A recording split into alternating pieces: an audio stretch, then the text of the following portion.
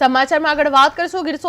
સોમનાથના collector NV ઉપાધ્યાયની અધ્યક્ષતામાં social મીડિયાના સક્રિય અને સુસંગત ઉપયોગ અંગે મહત્વની બેઠક યોજવામાં આવી હતી, જે સરકારની વિવિધ કલ્યાણકારી યોજનાઓની માહિતી અને વિભાગોના કાર્યને ગ્રાસરૂટ લેવલ સુધી અસરકારક રીતે પહોંચાડવા સોશિયલ મીડિયાના ઉપયોગ અત્યંત જરૂરી બની ગયો છે તેવું કલેક્ટરે સ્પષ્ટ કહ્યું હતું। તેમણે કહ્યું હતું કે સોશિયલ મીડિયા થકી નાગરિકો સાથે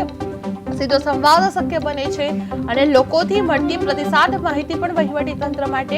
ઉપયોગી સાબિત થાય છે। જે બેઠક દરમિયાન મુખ્યમંત્રી કાર્યાલયના એપીઆરઓ વિવેકભાઈ ત્રિવેદીએ વિડીયો કોન્ફરન્સ દ્વારા અધિકારીઓના સોશિયલ મીડિયાના અસરકારક ઉપયોગ અંગે માર્ગદર્શન આપવામાં આવ્યું હતું, જે જિલ્લા સોશિયલ મીડિયા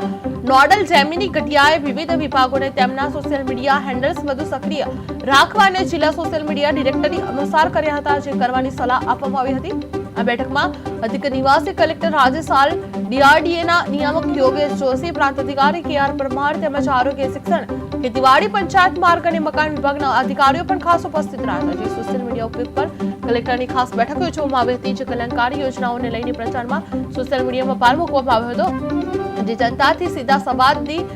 નવી દિશા યોજાશે। જે અધિકારીઓને સોશિયલ મીડિયા અંગે માર્ગદર્શન આપવામાં આવ્યું હતું। ગીર સોમનાથમાં તંત્ર દ્વારા ડિજિટલ સક્રિયતા બેઠક યોજવામાં આવી હતી, જે વિડીયો કોન્ફરન્સ દ્વારા અધિકારીઓને સોશિયલ મીડિયાના અસરકારક ઉપયોગ અંગે માર્ગદર્શન આપવામાં આવ્યું હતું, જે જિલ્લા સોશિયલ મીડિયા નોડલ જેમિની ગઢિયાએ વિવિધ વિભાગોને તેમના સોશિયલ મીડિયા હેન્ડલ્સ વધુ સક્રિય રાખવા અને જિલ્લા સોશિયલ મીડિયા ડિરેક્ટરી અનુસાર કરવાની સલાહ આપવામાં આવી હતી।